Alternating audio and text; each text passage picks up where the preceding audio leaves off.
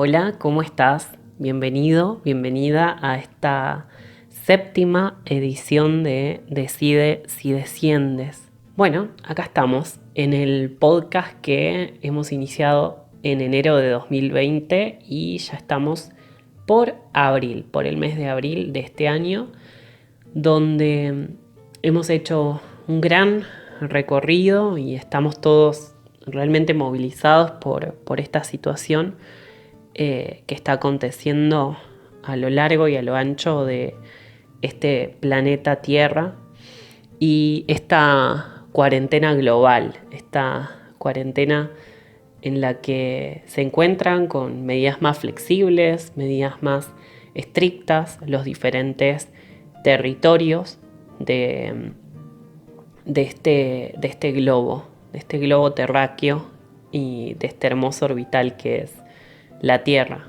¿no? Y en esta edición no voy a hacer ajeno a esta realidad, voy a seguir continuando con el abordaje de algunas situaciones que se me van presentando en torno a esta situación, ¿sí?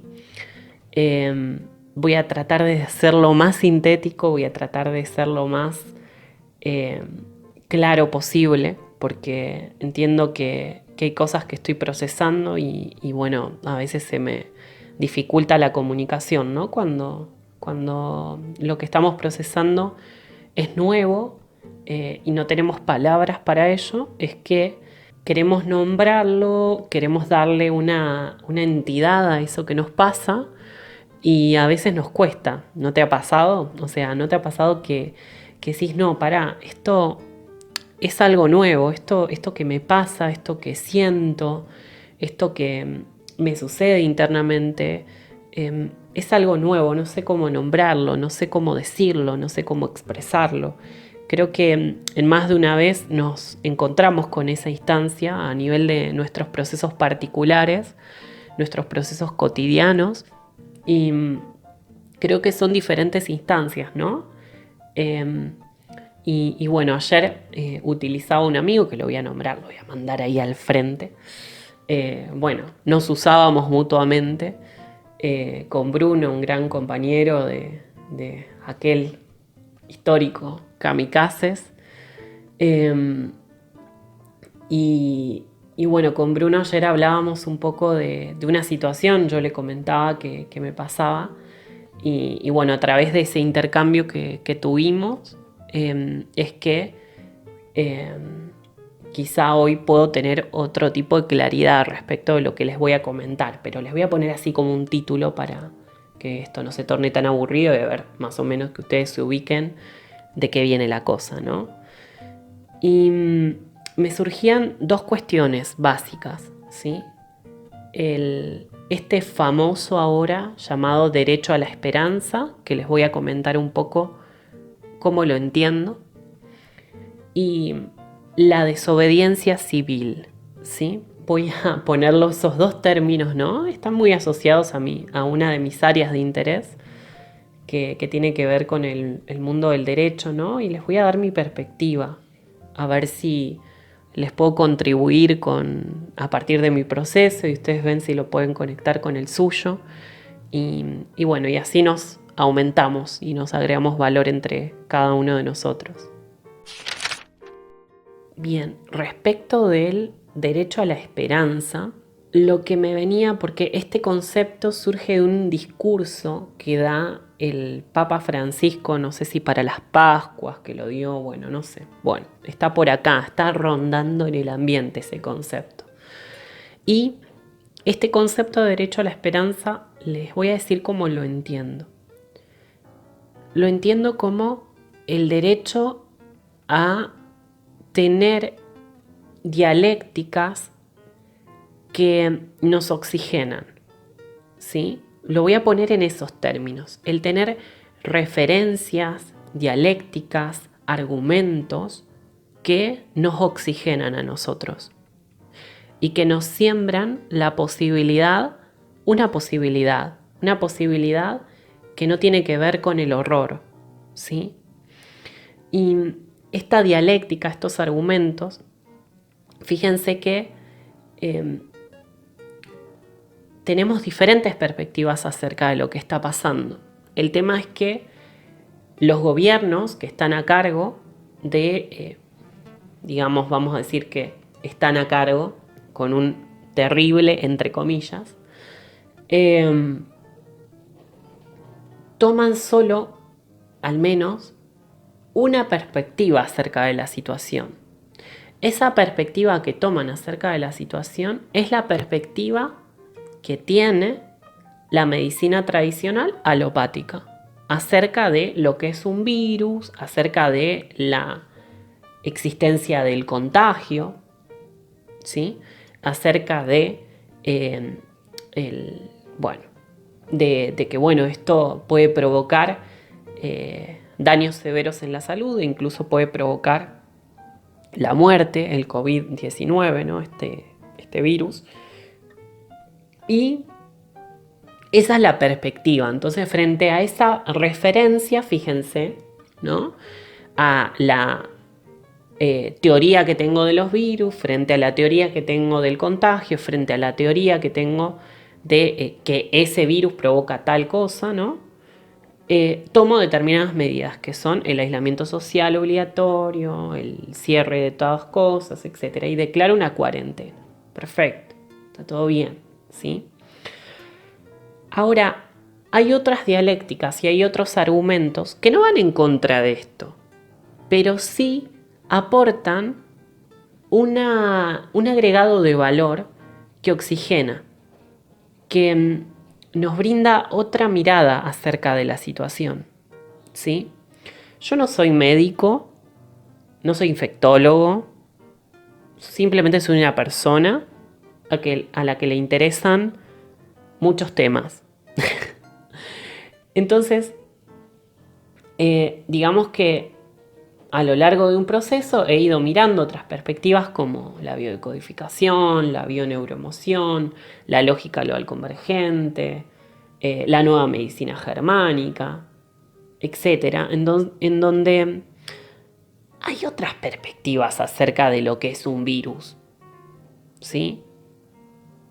Para unos, el virus aparece en la fase de una resolución de un conflicto, ¿sí? La resolución de un conflicto que tiene que ver con conflictos de cuarta etapa, valga la redundancia, o sea, conflictos de vida de relación, de territorio, ¿sí?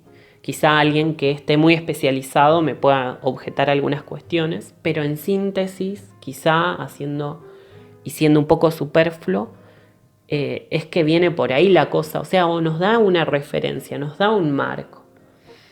Y si un virus está en una fase de resolución o aparece en una fase de resolución, bueno, y se está expresando a nivel planeta Tierra completamente y en el género humano, bueno, yo me hago la pregunta de, estaríamos resolviendo a nivel global un conflicto que tiene que ver con el territorio, quizá con asumirnos parte de este territorio que es el planeta, ¿no?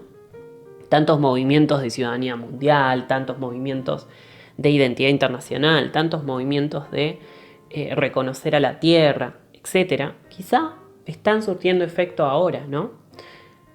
Hay otras teorías, hay otras perspectivas que dicen que no las entiendo muy bien porque no he indagado mucho en ellas, pero así a simple vista que toda esta situación se activó a partir de la matanza de animales y el tema de todo lo que está ahí inserto, ¿no?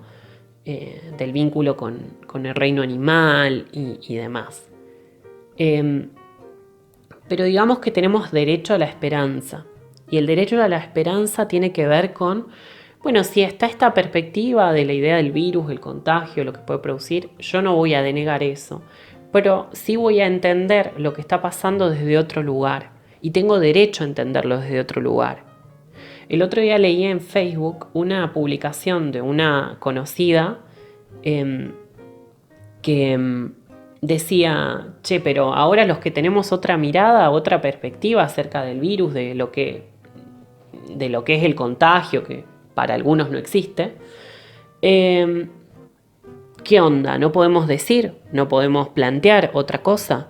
¿Por qué no son consultadas otras ramas, otros desarrollos acerca de lo que es la salud, acerca de lo que es la enfermedad? O sea, ¿por qué no hacernos la pregunta? ¿No? Entonces, esto, ¿no? Tenemos derecho, cada uno de nosotros, a tener una referencia, a tener un argumento, a tener una dialéctica que nos oxigene, que no nos hunda, que nos rescate, que no nos dé miedo, ¿sí? Tenemos derecho a eso. Y creo que parte de esa implicancia particular con la autoindagación, de hacernos una pregunta, che, pará, ¿esto es real? Porque yo estoy poniendo ahí como la realidad es que es eso que dice el gobierno. No, o sea, eso es una parte, es una porción, ¿sí? Hay otras porciones. Entonces yo tendré que abrir mi verdad, que puede estar confundida con la verdad de lo que dicen los gobiernos, etc., y hacerme otras preguntas y habilitarme otro espacio dentro de mi verdad. Entonces, también lo mismo yo, ¿sí? También lo mismo yo. O sea, de entender que, bueno, hay otras personas que van a entender que el virus viene a hacer esto y que se van a morir y que toda la historia, ¿no? Ahora, ¿sí? Y estoy incluido yo también en esa ecuación, ojo, ¿sí? Como le pasó a Boris Johnson, ¿no? Y entonces, toda esta cuestión, ¿no? Toda esta cuestión del derecho a la esperanza. Y a que cada ciudadano pueda tener una perspectiva, una referencia que le oxigene, que le dé una finalidad a ese principio, a esta existencia, ¿sí? Que cada uno habita y que tiene un valor. Ayer particularmente me encontraba con una situación de estar haciendo una cola para cobrar unas cosas en el correo, que es donde técnicamente opera Western Union, ¿no?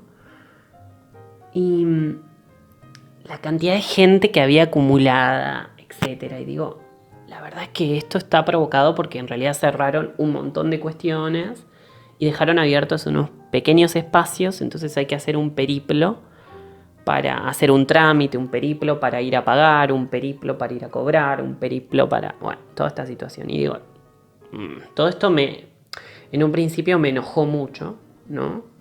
Y lo que me venía en ese momento, que me surgió, fue desobediencia civil.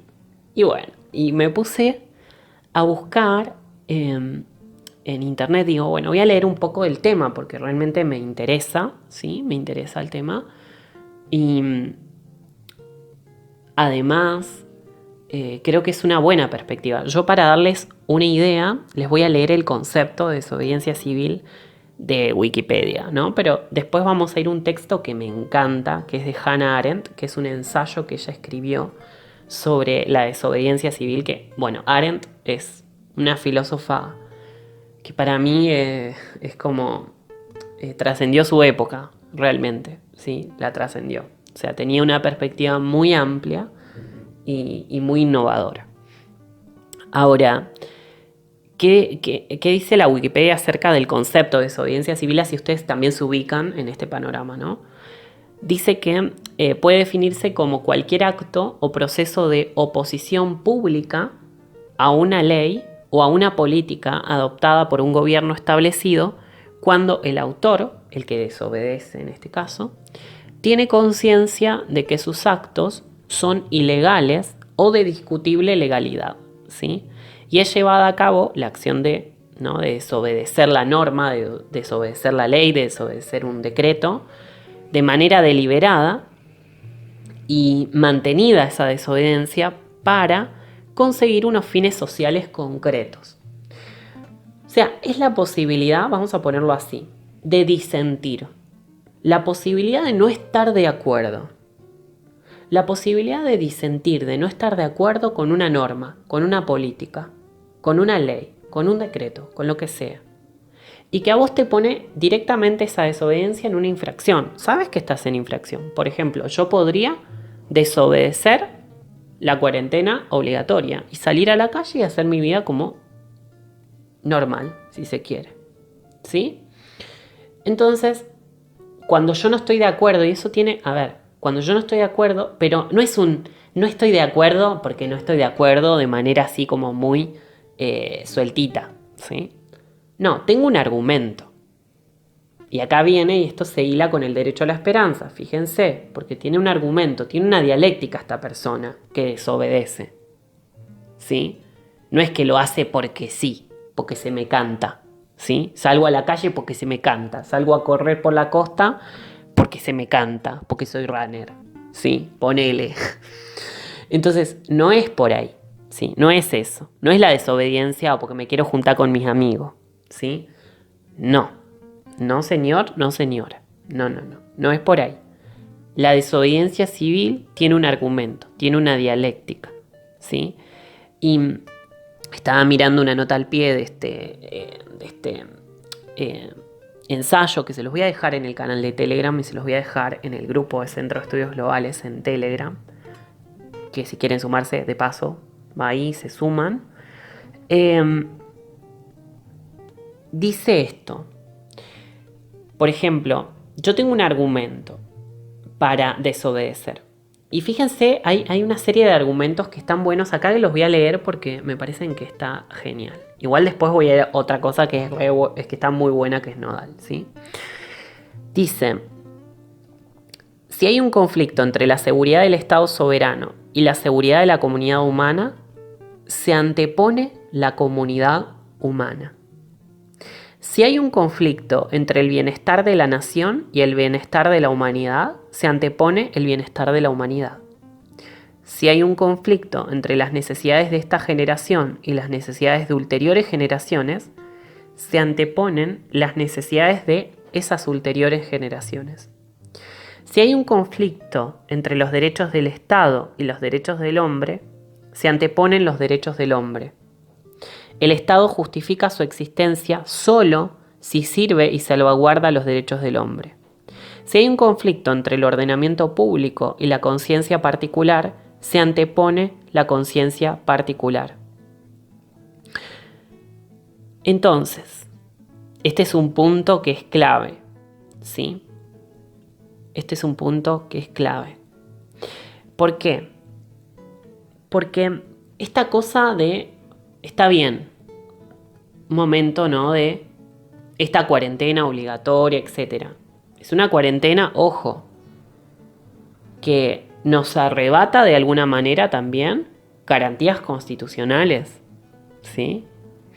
Pero nos hace repensar el derecho también. Pero tengo que decir que hay un doble sentido, ¿sí? No se queden con que Sebastián está haciendo en contra de la cuarentena obligatoria, sino que yo tengo como una oposición interna, una aceptación y una oposición interna, ¿sí? Por un lado está perfecto porque nos hace ver todo esto, todo lo que serían las libertades que se encuentran restringidas, que, ojo, hemos cedido mediante un decreto, ¿sí? Estoy hablando por Argentina, ¿no?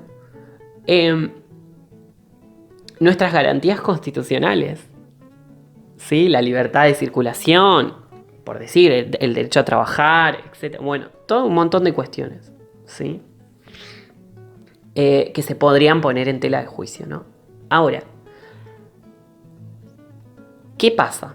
Por otro lado, también esto nos hace como meternos para adentro, ¿sí? Y esto lo hablábamos con Bruno ayer. Y bueno, y ahora que ya me empieza a pulsar el bicho de salir, ¿no? O sea, me empieza a pulsar el hecho de empezar a generar algo, quizá. Me lleva a hacerme la pregunta desde qué lugar quiero generar. Por ejemplo, un comerciante. Bueno, ¿desde qué lugar quiero abrir el negocio? ¿Qué quiero hacer realmente? ¿Para qué lo hago? ¿Por qué lo hago? ¿Lo hago por una necesidad? ¿Lo hago porque quiero? ¿Lo hago porque esto tiene una finalidad más grande que solamente mantenerme vivo o la supervivencia? O sea, nos lleva a hacernos preguntas. A eso es lo que voy, ¿no? Como si de repente te hubieran quitado todo y te hubieran despojado y tuvieras que empezar a generar algo nuevo, ¿sí? Entonces también desde ese lugar veo, así como esta situación. Y que esto de que también me pongo en el lugar de mucha gente que, o sea, pienso en el comerciante, pienso en el que tiene un restaurante, pienso en la gente que tiene empleados. Y en Argentina, por ejemplo, dicen, no se puede despedir empleados por tanta cantidad de meses. ¿Y cómo creen que el empleador le va a pagar a esos empleados?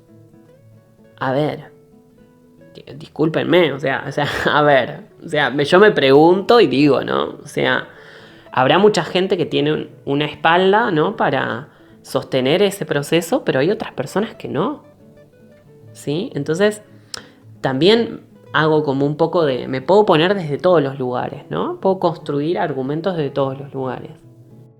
Y por otro lado, qué oportunidad, ¿no? Porque, o sea, como empleador, por ejemplo, qué buen momento para sentarte con los empleados, para sentarte con cada una de las personas que hacen a tu empresa, a tu emprendimiento, que hacen a aquella tarea que han llevado a cabo quizá desde hace tiempo, o no hace tanto tiempo, pero qué buen momento para sentarse y mirar los números, por ejemplo. Sentarse y mirar los números me refiero a, mirá, estas son las cuentas, esto se paga de alquiler, esto se paga a los proveedores, esto es lo que va para la seguridad social, esto era con lo que contábamos, esto es con lo que dejamos de contar. O sea, qué buen momento para hacer parte a las personas con las cuales estás compartiendo un quehacer diario que es la actividad, o sea, la actividad de lo que vos estás ofreciendo al público. Entonces, también qué buen momento para repensarse, para aprender, para redimensionar algo de lo que vamos a hablar en los próximos capítulos de este Decide si desciendes, que es el trabajo en equipo, ¿no? O sea, el equipo con el que contás.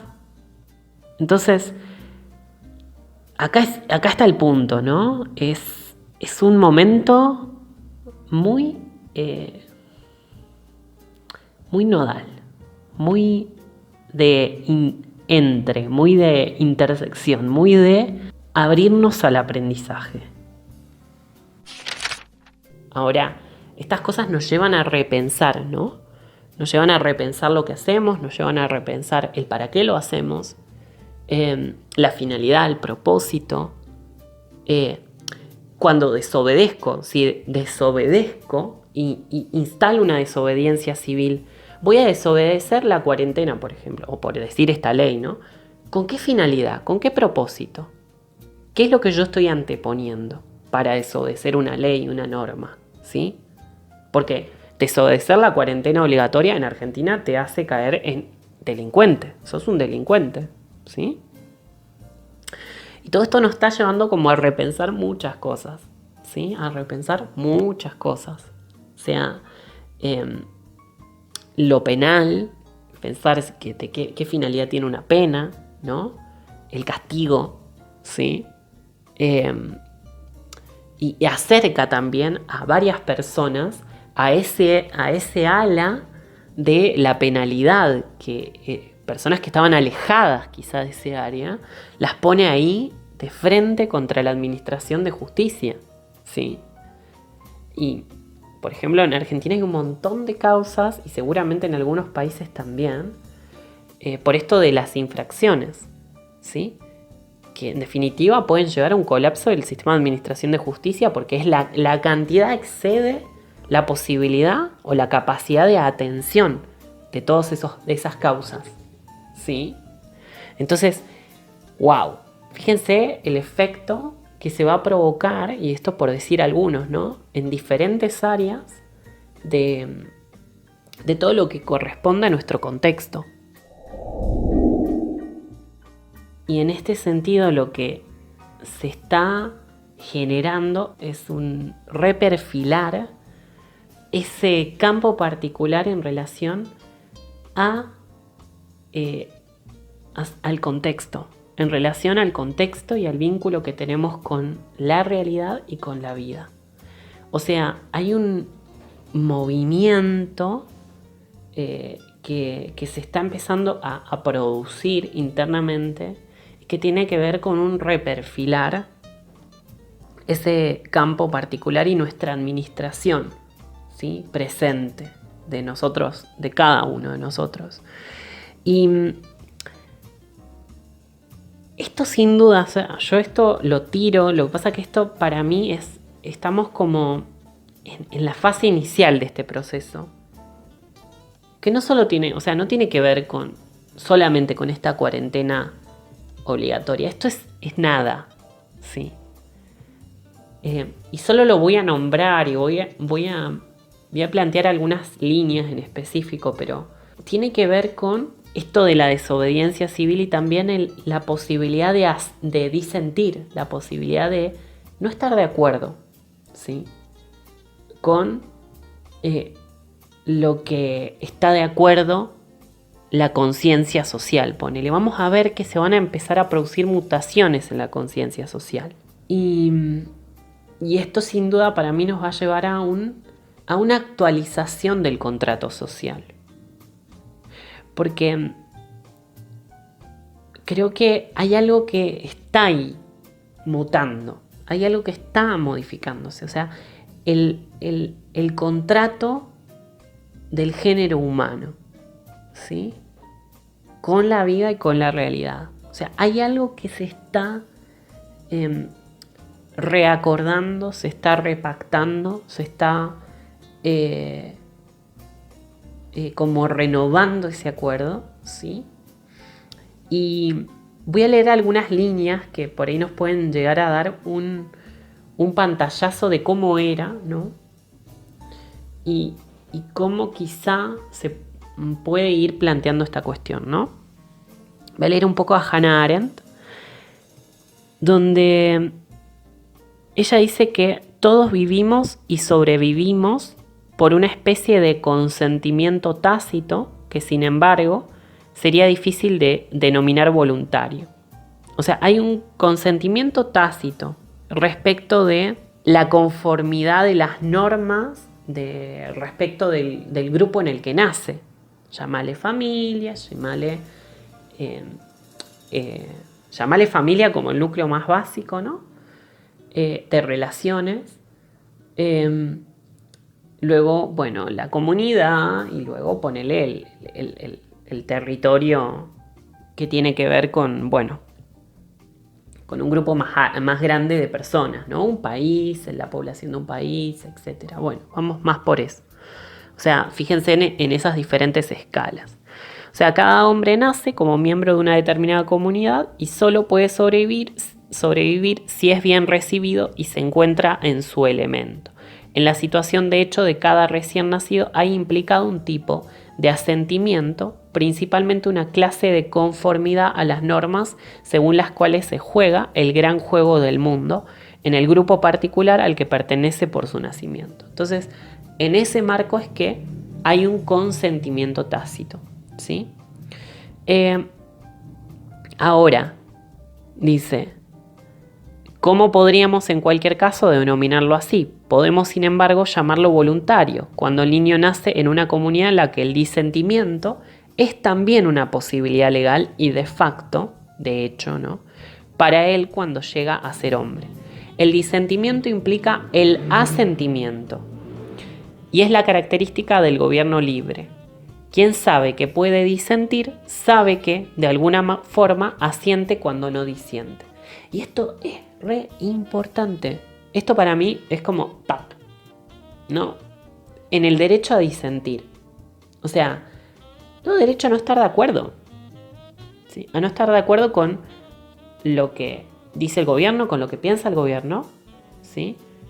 Y desobedecer civilmente con un argumento que es mayor. Ahora, me viene también una frase de este proceso de cumplir las normas en la lógica LOL convergente lo digo, y que es cumplir con las normas, violar las lógicas, ¿sí? Cómo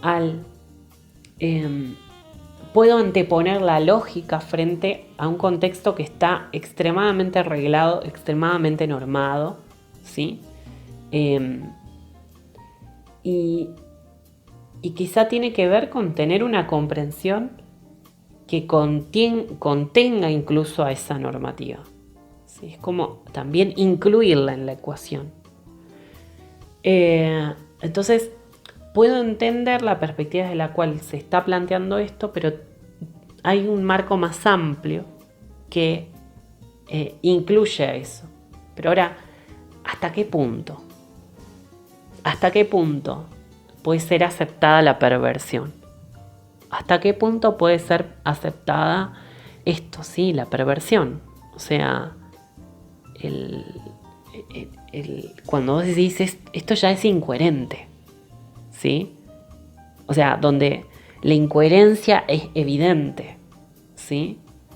Entonces, esto es lo que me planteaba, ¿no? Como un lugar, ¿no? Donde las cosas se están modificando y que esto es nodal, el derecho a disentir, porque si yo no puedo disentir, entonces mi asentimiento también está siendo obligatorio respecto de cosas que a ver, las cuales no estuve implicado y con las cuales me tendré que implicar, considerarme parte y sentirme parte para que eso pueda llegar a un lugar distinto, ¿sí?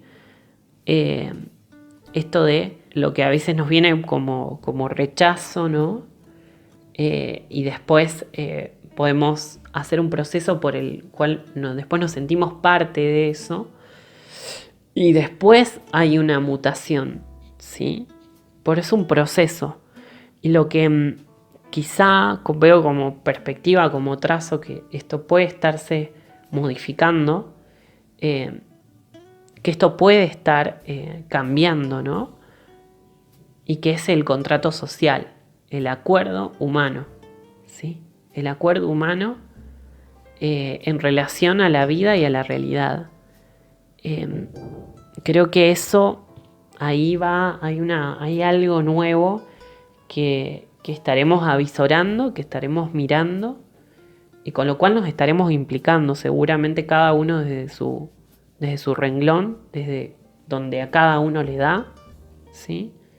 Reconociendo nuestros límites y nuestros alcances desde este campo particular y bueno, básicamente eso.